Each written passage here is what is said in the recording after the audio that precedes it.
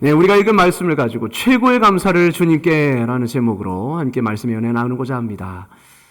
이제 추수감사주일이 한 주를 앞두고 있습니다. 벌써 한 해 어떻게 보면 11월 셋째 주가 다가오는데요. 참 한 해가 빠릅니다. 우리가 추수감사주일을 한 주간 앞두고 우리가 드는 생각이 어떻습니까? 늘 주보에는 항상 뭔가 달려오는 게 있죠. 예. 황금 봉투가 있습니다. 그리고 또 우리가 추수감사주일 되면 감사할 제목을 찾아봐야 되겠구나 라고 그렇게 생각을 하게 되죠. 어떻게 보면 마음의 준비를 하는 시간이 오늘 이 시간인 것 같습니다. 근데 우리는 종종 이렇게 생각합니다. 감사할 일이 별로 없어요. 감사할 일이 없습니다. 하루를 바쁘게 살아가다 보면 감사보다는 불평이 나오고 만족보다는 아쉬움이 큰 게 사실입니다. 계획했던 일들이 제대로 뜻대로 되지 않고 건강도 내 마음대로 따라주지 않는 이 상황, 또 자녀도 내 마음대로 되지 않는 이 상황 가운데 때로는 우리가 감사가 오히려 멀게만 느껴지죠. 특히 요즘처럼 세상은 빠르게 변하고 또 불안한 시대 가운데 우리는 더욱더 불안과 염려에 시달리게 됩니다. 누군가는 이렇게 말합니다. 감사는 여유가 있을 때야 하는 거지. 지금은 그럴 상황이 아니야. 감사도 어떻게 보면 사치라고 그렇게 말하는 경우가 있습니다. 여러분, 과연 그럴까요? 과연 그렇다면 오늘 우리가 읽은 말씀은 아무 소용이 없을 겁니다. 여러분, 감사는 단지 형편이 좋을 때 드리는, 기분이 좋을 때 드리는 감정의 표현이 아니라는 겁니다. 감사는 믿음의 눈으로 삶을 바라볼 때 비로소 회복되는 삶의 태도인 줄로 믿습니다.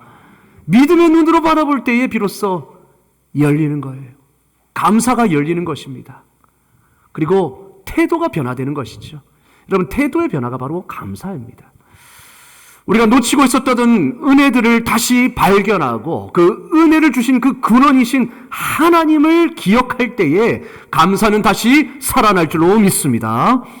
그때 감사가 살아날 때에 우리 삶 전체가 회복되는 것입니다. 그래서 어떻게 보면 추수감사주일은 한 해에 풍성히 베푸신 하나님의 은혜를 우리가 기억하고 감사하는 것도 있겠지만 이 계기를 통하여서 우리 삶이, 우리 신앙이, 우리 믿음이 회복되는 시간인 줄로 믿습니다. 그 시간을 우리가 준비해야 되지 않겠습니까? 여러분, 우리는 우리의 시선을 삶의 조건이 아니라 은혜의 근원이신 하나님께로 돌려보고자 합니다. 그리고 그분이 우리에게 베푸신 놀라운 은혜들을 다시 기억하며 진정한 감사가 무엇인지 오늘 이 말씀을 통하여서 나누고자 합니다. 여러분, 오늘 우리가 이 본문을 통해서 알 수 있는 것 세 가지인데요. 첫 번째는 바로 감사의 대상이 누구냐는 겁니다. 감사의 대상이 누구냐. 여러분, 우리는 종종 상황에 따라 감사합니다. 그러니까 우리가 감사하다 하지만 상황이 감사한 겁니다. 우리는 종종 상황에다가 초점을 맞출 때가 많습니다. 그러나 오늘 1절 말씀은 뭐라고 말씀합니까? 내 영혼아 여호와를 송축하라. 여호와를 송축하라. 우리가 찬양하고 감사해야 할 대상은 하나님이심을 분명히 밝히고 있습니다. 그리고 내 속에 있는 것들아 다 그의 거룩한 이름을 찬양하라. 송축하라. 그의 거룩한 이름을 송축하라. 이름은 보통 그 전인격, 그분 자체를 말하는 것이죠. 하나님의 인격, 하나님의 성품, 그분의 신실하심, 그분의 변함없는 사랑을 송축하는 것입니다. 여러분, 감사의 대상은 하나님입니다. 우리가 착각해서는 안 됩니다. 때로는 우리가 그 초점을 상황에다 두니까 어떻습니까? 그 상황은 변하기도 하지 않습니까? 좋을 때도 있고 나쁠 때도 있어요. 그러면 그 상황에 초점을 맞춘 감사는 항상 이례적이거나 단회적이거나 아니면 한계가 있습니다. 변화가 되는 거죠. 조건적입니다. 그 조건이 충족되었을 때는 감사, 그렇지 않을 때는 감사가 웬 말이냐 이렇게 되는 거죠. 그러나 하나님께 초점을 맞출 때에 그분의 변하지 않는 그 사랑으로 말미암아 그분의 성품으로 말미암아 우리는 상황에 변함없이, 상황에 상관없이 그분을 즐거워하고 기뻐하며 찬양하며 감사할 수 있을 줄로 믿습니다. 감사의 대상을 바로 잡는 것이죠. 우리의 감사할 대상은 바로 우리 하나님이십니다. 오늘 분명히 성경은 말씀하고 있습니다. 두 번째로, 그렇다면 감사의 이유는 무엇인가? 왜 우리가 하나님께 감사해야 되는가? 그것은 바로 그분이 베푸신 모든 은택으로 인하여서입니다. 2절 한번 보실까요? 2절 다 같이 한번 읽겠습니다. 시작. 내 영혼아 송축하며 그의 모든 은택을 잊지 말지어다. 아멘. 그분의 모든 은택을 잊지 말아라. 하나님이 베풀어 주신 그 모든 은혜, 이미 우리에게 베풀어 주신 그 은혜야말로 우리가 하나님을 찬양하고 감사해야 할 이유입니다 라고 밝히고 있어요. 여러분, 감사는 받은 은혜를 기억하는 것으로부터 시작됩니다. 기억하는 것으로부터 시작됩니다. 다윗은 단순히 그냥 감사하라, 의례적으로 감사하라고 하고 있지 않습니다. 감사해야 할 이유가 너무나 많다는 것을 하나씩 예를 들어 설명하고 있습니다. 이는 감사가 막연한 느낌이나 감정이 아니라 구체적인 은혜를 기억하는 것으로부터 비롯된다라는 것을 말씀하고 있어요. 그러니까 그분이 베풀어 주신 모든 은택을 하나하나 구체적으로 기억할 때에 우리는 감사할 수 있다는 겁니다. 여러분, 감사는 은혜를 기억할 때에 살아나는 줄로 믿습니다. 기억해야 하는 거예요. 은혜를 잊으면 감사도 사라집니다. 그러나 은혜를 기억하면 감사가 되살아납니다. 그래서 다윗은 그의 모든 은택을 잊지 말아라 라고 하는 겁니다. 잊지 말라, 제발. 여러분, 그러면 다윗이 고백한 은혜, 다윗이 고백한 그 구체적인 하나님의 모든 은택은 무엇입니까? 첫 번째로 죄 사함의 은혜입니다. 죄를 사해 주신 은혜. 내 모든 죄악을 사하시며 라고 3절은 말하고 있죠. 그럼 우리가 받은 가장 큰 은혜는 바로 죄가 사함받은 은혜인 줄로 믿습니다. 여러분, 생각해 보십시오. 내가 죽을 죄를 지었습니다. 아무도 부인할 수 없는 법적인 근거가 있는 사형감이에요. 재판정에 섰습니다. 나는 이제 죽을 날만 바라보고 있는 거예요. 나는 이제 죽었다. 내 인생 절망이다. 그 상황 가운데 갑자기 내가 지은 모든 죄에 대해서 무죄로, 용서로 그렇게 판결이 납니다. 너의 모든 죄를 내가 다 용서하겠다. 상대방이 나를 조건 없이 긍휼을 베풀어 주셔서 내가 고소를 취하하겠습니다. 그래서 이제는 내가 받을 형벌이 다 사라진 겁니다.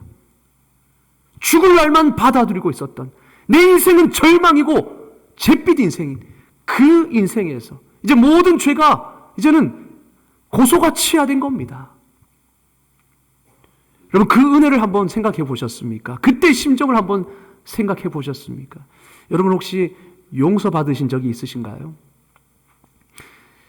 사랑하는 사람에게, 아니면 내가 씻을 수 없는 상처를 주었던 사람에게 용서를 받은 적이 있을까요? 내가 그 벌을 받아도 싼 그런 일을 행했을 때에 나를 욕하고 비난하고 벌을 줘도 아무 내가 말을 할 수 없는 그 상황 속에서 그저 상대방이 내가 용서해 줄게, 내가 용서해 줄게 라는 그 은혜를 입은 적이 있나요? 그 은혜는 말할 수 없는 은혜이고 감사입니다. 기쁨입니다. 여러분, 정말로 내가 어떤 사람에게 상처를 주어가지고 그 사람의 인생이 절망으로 빠져버렸어요. 그런데 만약에 그 사람이 어떻게든 회복이 되어서 나를 치근히 여기고 나를 다시 용서해 줌으로 나를 받아준다면 그것만큼 우리 인생이 다시 일어설 수 있는 계기가 어디 있겠습니까? 여러분, 하나님은 그런 우리를 다시 그 회복의 길로, 죄사함의 길로 인도하신 것이죠.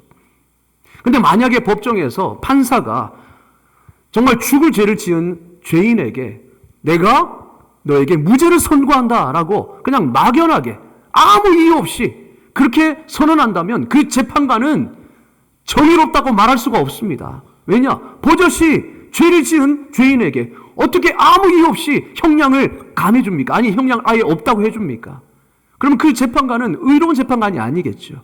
그러나 우리 하나님은 사랑과 함께 공의를 나타내 주셨습니다. 내가 받아야 할 모든 형벌을 누구에게 전가시켜 주셨습니까? 가장 사랑하시는 독생자 아들 예수에게 나의 모든 죄, 우리의 모든 죄를 전가시켜 주시고 십자가에서 우리가 받을 모든 죄의 형벌을 거기에서 다 때려 부으신 것입니다. 그래서 예수님은 십자가에서 마지막 숨을 거두시기 직전에 무슨 말씀하셨습니까? 다 이루었다. 다 이루었다. 헬라어는 테텔레스타이. 이 테텔레스타이는 뭐냐?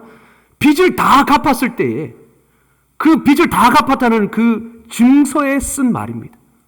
다 갚았다. 내가 받아야 할 그 죄의 저주, 죄의 심판, 하나님 앞에서 죽을 수밖에 없는 그 인생의 모든 죄의 값을 예수님이 다 갚으신 겁니다. 그래서 우리가 치러야 할 죄의 대가는 사라진 겁니다. 우리 하나님께서는 그 예수님의 희생과 헌신의 그 값으로 우리를 값없이 용서해 주신 것이죠. 우리 편에서 보면 값없이 용서받았지만 하나님의 입장에서는 모든 것을, 우리를 용서해 주시기 위해 모든 것을 희생하셨습니다. 헌신하셨습니다. 그게 죄사함의 은혜입니다. 여러분, 우리가 이 죄사함의 은혜를 받은 자로서 다른 모든 은택은 부차적인 것에 불과합니다. 그렇지 않습니까? 여러분, 혹시 이렇게 고백할 수 있습니까? 제가 몸은 좀 아파도 내 상황은 좋지는 않지만 제 죄가 용서받았다는 사실 하나만으로 감사할 수 있습니다. 여러분, 그렇게 고백하실 수 있겠습니까? 우리가 그렇게 고백해야 하는 것입니다. 왜냐? 그게 사실이니까. 어떤 은택도 죄사함의 은택보다 무겁지 않습니다. 그래서 그 죄사함의 은혜 앞에 모든 것이 그냥 부차적인 은혜일 뿐이죠. 여러분, 우리가 그 은혜를 늘 기억할 수 있기를 주님의 이름으로 축원합니다. 그 은혜를 잊지 맙시다. 그 은혜를 잊지 않아야 십자가의 감격이 우리 안에 살아 있어야만 우리 안에 감사가 늘 살아날 수 있는 것입니다. 두 번째로 뭐라고 말하느냐? 치유와 회복의 은혜를 찬양하고 있습니다. 내 모든 병을 고치시며. 여러분, 하나님은 우리의 육체 병뿐만 아니라 우리의 영혼과 마음의 상처, 모든 영혼의 고통을 고치시는 분이십니다. 죄로 인해 병들었던 우리의 심령, 우리의 영혼, 바로 십자가의 은혜로 고치시고, 뿐만 아니라 우리의 육신도 주님 앞에 아릴 때에 고치시고, 비록 이 땅에서 온전히 고침받지 못했어도 우리는 저 영원한 땅에서 영원한 질병도 없는, 그리고 영원한 회복된 모습, 그것으로 주님과 함께 영원히 살 존재라는 것이죠. 또한 세 번째로 구원과 인자하심의 은혜입니다. 여러분, 내 생명을 파멸해서 구속하여 주셨다. 내 생명을 파멸해서 지옥 형벌에서 건져주셨다라는 이 감사의 고백, 그리고 뿐만 아니라 구원하신 것은 그냥 지옥불에서 건져주신 그게 끝이 아니고 인자와 사랑의 관으로 우리를 씌워주신다. 하나님이 우리를 자녀로 삼으시고 품어주시고 안아주신다라는 그 은혜, 그 은혜를 고백하고 있어요. 또한 마지막으로 공급해 주시는 은혜, 그리고 만족해 하시는 은혜입니다. 좋은 것으로 내 소원을 만족하게 하사 내 청춘을 독수리같이 새롭게 하시는도다. 좋은 것으로 내 영혼을 만족시키신다. 하나님 우리의 필요를 아시고 가장 좋은 것으로 채워주시는 분이신 줄로 믿습니다. 때로는 우리가 원하는 방향은 아닐지라도 그분의 채우심, 그분의 것은 항상, 그분의 방식은 항상 선하고 완전하십니다. 하나님 우리를 가장 완전한 길로 인도하십니다. 그게 우리 하나님이세요. 우리를 푸른 초장으로 인도하시는 하나님. 여러분, 비록 현실은 부족하지만 하나님이 공급해 주실 것을 믿을 때에, 신뢰할 때에 감사가 살아납니다. 은혜가 회복됩니다. 그리고 감사가 살아날 때에 여러분, 낙심한 마음이 다시 일어서게 되는 영적 에너지가 부어지는 줄로 믿습니다. 너의 청춘을 독수리같이 새롭게 하시는도다. 은혜를 기억할 때 이러한 회복이 일어난다는 거예요. 여러분, 그러나 이 은혜를 잊고 살면 어떻게 될까요? 은혜를 잊으면 삶도 메말라집니다. 여러분, 은혜를 잊을 때 나타나는 영적 위험들이 있습니다. 우리가 그것을 심각하게 생각해야 합니다.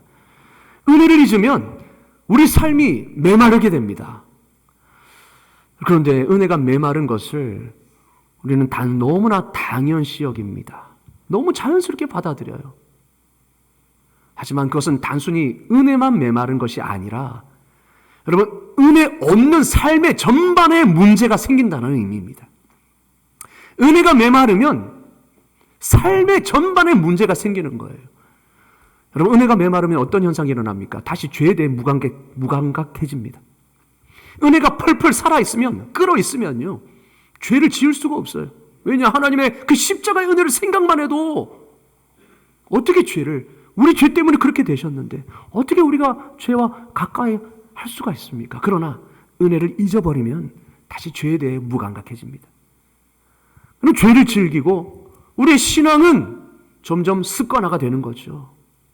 은혜가 메마르면 이런 현상이 나타납니다.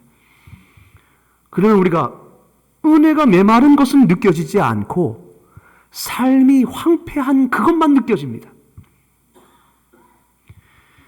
그때 은혜를 회복하기 위해서 노력을 해야 될 터인데 그게 아니라 우리는 다른 방법을 찾는 경우가 많죠. 예를 들면 어떤 성도님이 교회에서 오랫동안 봉사도 하고 예배도 빠지지 않고 참석합니다. 근데 어느 순간 말씀이 들어오지 않고 기도는 형식적으로 끝나고 봉사도 지쳐갑니다. 예배 자리는 앉아 있는데 마음은 딴 데가 있습니다. 찬양은 부르지만 그냥 입술만, 그 찬양의 고백이 내 삶과 너무 동떨어져 있는 것 같아요. 입술로만 따라 부릅니다. 그러면서 이렇게 이야기합니다. 요즘은 의무감으로 교회 다녀요. 요즘은 그냥 교회 가야 되니까 교회 가요. 의무감으로 예배 드리고 교회 다녀요. 여러분, 이게 어떤 현상입니까? 은혜가 메마른 현상입니다. 은혜가 메마른 겁니다. 그런데 우리는 그 상태를 너무 당연시 여겨요. 예배 때 그럴 수 있는 거 아니야? 너무 당연시 여깁니다. 그래서 은혜를 회복하려는 시도 없이 그냥 버텨요. 이때 은혜를 회복하지 않으면 삶 전체가 황폐해집니다. 결국 하나님과의 관계도 멀어지는 것입니다. 삶이 점점 더 황폐해집니다. 하는 일도 잘 안 되고, 일은 손에 잘 안 잡히고, 기쁨도 없고, 기도에도 응답이 없고, 체력도 건강도 예전 같지 않고, 교회가 날 버렸다는 생각이 들고 하나님도 날 버렸다는 생각이 듭니다. 그래서 점점 교회를 멀리하고 대신에 자기 개발서라든지 이런 것들에 점점 더 마음의 위안을 찾습니다. 여러분, 우리가 이렇게 생각합니다. 삶이 힘들어져서 은혜도 떨어지는 거다. 근데 그게 아닙니다. 은혜가 메말랐기 때문에 삶이 점점 메마르는 것입니다. 삶이 점점 황폐해지는 거예요. 은혜를 잊었기 때문에 삶이 메말라지는 것입니다. 그러니까 하나님께 돌아가야 할 때 우리가 그렇지 아니하고 다른 걸 의지하면 영적인 위험에 더 빠지게 된다는 거예요. 여러분, 그래서 우리가 기억해야 할 것은 은혜가 메말라서 삶이 메마른 것이지 삶이 안 좋아져서 은혜가 메마른 것이 아니라는 겁니다. 여러분, 왜 그렇습니까? 은혜는 우리가 느낄 때만 존재하는 주관적 체험이 아닙니다. 이미 주어진 하나님의 선물이고 객관적 사실입니다. 2절과 5절에서 말하고 있지 않습니까? 은혜는 이미 우리에게 주어진 것입니다. 죄 사함의 은혜는 우리에게 주어졌습니다. 병 고침의 은혜도 우리에게 주어졌습니다. 우리는 영원한 그 땅에서 병도 없고 질병도 없고 고통도 없는 그 영원한 곳에서 살 것입니다. 그리고 우리가 기도할 때마다 하나님은 우리에게 은혜를 주시고 불쌍히 여겨주셔서 회복의 은혜를 주십니다. 또한 구속과 그 사랑과 인자하심으로, 변함없는 인자하심으로 우리를 안으시고 우리에게 영원한 곳으로, 좋은 것으로 만족시키시는 그 은혜는 객관적 사실입니다. 이미 주어진 것이라는 거예요. 그런데 우리는 이렇게 생각합니다. 우리가 은혜가 느껴질 때만 존재하는 게 은혜다. 여러분, 은혜는 얼마든지 우리가 기억하고 붙들면 다시 회복될 줄로 믿습니다. 은혜는 이미 주어진 것이기 때문이에요. 그런데 우리가 이렇게 생각합니다. 내 삶이 이렇게 된 것은 은혜가 메말라서 그래. 아니요. 하나님이 이미 주신 은혜를 우리가 잊어버렸기 때문에 그 은혜가 메마르니까 삶이 메말라 버리는 겁니다. 그러면 그 은혜를, 잊었던 은혜를 기억하고 그 은혜를 붙잡아야죠. 그러면 언제든지 그 은혜는 회복될 수 있는 것이고 감사가 회복될 수 있는 것입니다. 그러니까 우리 삶에 은혜가 메말랐습니까? 은혜를 기억할 수 있기를 주님의 이름으로 축원합니다. 여러분, 예수님의 십자가가 바로 그 은혜 증거입니다. 그리고 우리가 영원히 감사할 수 있는 제목입니다. 사랑하는 성도 여러분, 은혜는 상황에 따라 변하지 않습니다. 죄사함, 구원, 그리고 하나님의 사랑은 변하지 않는 은혜입니다. 그렇기에 우리의 감사도 변하지 않은 것입니다. 변하지 말아야 되는 것입니다. 근데 우리가 상황에 초점을 맞추게 되면 항상 우리는 그 감사가 있기도 하고 사라지기도 하는 것이죠. 여러분, 은혜를 잊으면 삶이 메말라지고 감사도 사라집니다. 반대로 은혜를 기억하면 어떤 상황에서도 감사는 되살아날 줄로 믿습니다. 은혜를 잊어버리지 마십시오. 한 주간 은혜를 기억하십시다. 나에게 이미 베풀어 주신, 이미 나에게 주신 그 은혜를 하나씩 하나씩 구체적으로 기억하고 입술로 고백하며 또한 그것을 붙잡아서 우리 안에 감사가 살아나는 은혜가 있기를 주님의 이름으로 축원합니다. 아멘. 그리고 마지막 세 번째로 감사의 태도는 어떠해야 되느냐? 그러면 우리는 어떻게 감사해야 되느냐? 그것은 전인격적으로 감사해야 합니다. 오늘 말씀이 분명히 말하죠. 내 영혼아 여호와를 송축하라. 내 속에 있는 것들아 다 그의 거룩한 이름을 송축하라. 내 속에 있는 것들아. 이 말은 무슨 말입니까? 입술만 고백하지 말고 형식적으로 그냥 예의로만 하지 말고 내 속에 있는 모든 것으로 내게 있는 전 존재로 주님께 감사하라라는 말입니다. 여러분, 감사는 예의나 습관이 되어서는 안 됩니다. 감사는 단순한 예절이나 습관이 아닙니다. 우리가 종종 감사합니다 할 때 때로는 형식적으로 할 때가 많잖아요. 별로 감사하지도 않은데, 그죠? 아이고 감사합니다. 우리가 습관적으로 예의상 할 때가 많잖아요. 근데 이거를 하나님 앞에도 그렇게 하고 있다라는 거예요. 우리가 찬양하자 할 때, 이거 찬양해야 되니까 내가 그냥 습관적으로. 여러분, 그거는 하나님 받으시겠습니까? 그냥 허공에 올리는 꽹과리와 같은 소리죠.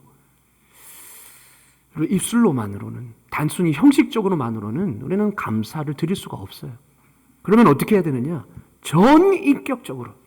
감사는 전인격적 반응입니다. 내 속에 있는 모든 것으로 감사하는 것입니다. 마음으로는 하나님의 은혜를 깊이 느끼고, 생각으로는 하나님의 은혜들을 구체적으로 기억하고 묵상하고, 입술로는 실제적으로 주님을 찬양하고, 또한 의지로 감사를 선택하는 것입니다. 그리고 삶으로, 내 표정으로, 내 행동으로는 감사의 태도로 그 감사를 표현하는 것입니다. 감사는 그냥 말로만 하는 게 아니에요. 우리의 표정, 우리의 모든 삶의 태도로 감사하는 것입니다. 그러니까 감사가 삶으로 이어질 수밖에 없는 거죠. 여러분, 마음으로는 하나님의 은혜를 느끼시는 여러분이 되기를 원합니다. 그래야 우리의 감사가 예배로 이어집니다. 여러분, 감사는 예배의 중심입니다. 진정한 예배는 하나님을 향한 감사에서 시작돼요. 감사 없는 예배는 그저 형식적인 껍데기에 불과합니다. 반면에 감사가 중심이 된 예배는 하나님과의 인격적인 만남이 일어납니다. 생각해 보십시오. 마음으로는 하나님의 은혜를 느끼고 있어요. 하나님이 나와 함께 하시고, 그리고 하나님을 찾는 자에게 상 주시는 이심을 믿음으로 나아갑니다. 그리고 하나님의 그 사랑이 지금도 유효하고 나와 함께 하심을 마음속으로 깊이 느끼고 있어요. 또 또한 생각으로는 하나님이 나에게 베풀어 주신, 일주일 동안 베풀어 주신 은혜, 내 삶 속에서 베풀어 주신 은혜를 기억하고 있습니다. 그리고 묵상합니다. 그리고 입술로는 내가 찬양하고 있는 그 가사에 내 마음을 담아서 주님 앞에 고백합니다. 그때 하나님의 임재, 하나님의 임재를 우리가 경험하는 것입니다. 찬양의 고백을 통하여서 임재하시는 하나님을 우리는 느끼는 것이고 경험하는 것이죠. 만나는 것이죠. 그리고 그럴 때에 우리가 하나님을 간절히 기대하고 또한 그 은혜를 기억할 때에 이 말씀, 설교의 말씀, 하나님의 말씀이 하나하나 내 심령에 와닿게 되는 것입니다. 사랑의 언어로 들리는 것이고 때로는 책망도 사랑의 매로 들리는 것이죠. 그래서 주님 앞에 온전한 마음으로 순종하고자 하는 그 마음, 한마디로 주님과의 만남, 인격적인 만남이 예배 가운데 일어나는 것입니다. 그 중심이 바로 감사. 그래서 다윗은 항상 성전에 오를 때 어떤 시를 지었습니까? 감사로 그 문을 열며. 하나님 앞에 나아갈 때 감사로 우리는 성전의 문을 열어야 된다 말하고 있잖아요. 감사가 예배의 중심이기 때문에 그렇습니다. 감사의 마음을 장착할 때 비로소 주님과의 인격적인 만남이 일어나기 때문이죠. 그리고 감사는 삶의 태도이자 바로 삶의 방향입니다. 전 존재로 드리는 감사는 감정이 아닙니다. 일회성 감정이 아닙니다. 삶의 방향을 하나님께로 향하게 하는 태도입니다. 그러니까 감사는요, 삶의 감사로 이어지는 건데 결국은 그 태도로 나타나는 겁니다. 사람을 대하는 태도에서, 표정에서 그 감사가 흘러나옵니다. 말에서 그 감사가 흘러나옵니다. 여러분, 그게 진정한 감사인 줄로 믿습니다. 말로는 감사한다, 은혜 감사한다 하는데 사람 대하는 거 보면 완전 짜증 섞인 말이에요. 막 쏘는 말입니다. 그게 진정한 감사일까요? 내 속에 있는 것들아, 여호와를 송축하고 여호와께 감사하라. 여러분, 과연 그 삶이 짜증 섞인 말이 나올 수 있고 분노가 가득한 그 표정이 나올 수 있을까요? 감사는 태도인 겁니다. 태도로 드러나는 것입니다. 가정에서, 직장에서, 교회에서 우리의 말과 행동으로 드러나고 또 선택의 순간에서 감사가 묻어나오는 것이죠. 감사하는 사람은 말투가 다릅니다. 표정이 다릅니다. 관계 속에서 은혜의 향기를 풍깁니다. 여러분, 한 주간 정말 주님의 은혜를 기억해 보십시오. 나에게 이미 주신 그 은택을 구체적으로 하나씩 적어보시고 그것을 붙잡으시고 묵상해 보십시오. 내 생각이 달라질 겁니다. 내 말이 달라질 것이고 내 표정이 달라질 것이고 일하는 자세가 달라질 것입니다. 감사는 전인격적 반응이라는 거예요. 여러분, 그럴 때 우리 삶이 회복되지 않겠습니까? 내 청춘이 독수리같이 그렇게 살아나지 않겠습니까? 사랑하는 성도 여러분, 추수감사절은 단순히 한 해 풍성함을 감사하는 절기가 아닙니다. 오늘 다윗의 고백처럼 우리 영혼 깊은 곳에서 하나님께 최고의 감사를 올려드리는 날입니다. 우리가 감사가 회복될 때에 우리의 믿음도 회복되고 은혜도 회복되고 삶의 방향도 다시 하나님께로 향하게 되는 것입니다. 그래서 내 삶의 모든 것이 회복되는 것이죠. 그러니까 감사가 회복될 때에 우리의 삶이 회복되는 것, 우리가 신앙이 회복되는 것입니다. 여러분, 이러한 온전히 회복된 마음으로 주님 앞에 올려드리는 그 예배야말로 최고의 감사 예배가 되지 않겠습니까? 그냥 찬양 몇 개 달라지고 설교 말씀이 달라진다고 그게 추수감사절일까요? 우리의 삶의 방향이, 삶의 태도가, 내 입술의 말과 내 모든 행동이 달라져서 하나님 앞에 전 존재로 감사를 올려드리는 그것이 바로 추수감사절날 우리가 올려드려야 할 예배가 아니겠습니까? 이 예배를 위하여 한 주간 상황이 아니라 하나님을 바라보며 감사할 수 있기를 주님 이름으로 축원합니다. 죄사함과 구원의 은혜를 기억하며 감사합시다. 그리고 범사에 감사하는 삶을 통하여서 하나님께 영광을 돌려드립시다. 한 주간 다윗처럼 이렇게 고백합시다. 내 영혼아 여호와를 송축하라. 내 속에 있는 모든 것들아 그의 거룩한 이름을 송축하라.